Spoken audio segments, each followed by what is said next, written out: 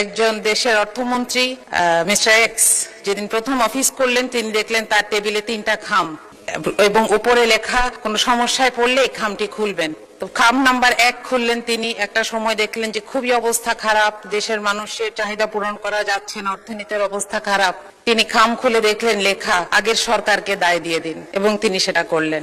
দেখলেন যে সব সমস্যা মোটামুটি একটু মানুষ একটু বুঝেছে। আরো কিছুদিন পরে যখন আবার সমস্যা এরকম বেড়েছে তিনি দ্বিতীয় খামটা খুললেন, সেখানে লেখা বিরোধী দলকে দায় দিয়ে দিন। তো তিনি বিরোধী দলকে দায় দিলেন। আরো কিছুদিন পর যখন দেখলেন যে আর পারা যাচ্ছে না, চলবে না, তখন তিনি তৃতীয় খামটি খুললেন। এখানে লেখা যে আরো 3টি খাম বানান এবং আপনি পদত্যাগ করুন আপনার পরবর্তী অর্থমন্ত্রীর জন্য। মাননীয় স্পিকার, সরকারের অংশ হিসেবে আমরা চাই না এই বাজেট আমাদের ব্যর্থতার দলিল হোক। আমরা চাই এই বাজেট বাস্তবায়ন হোক।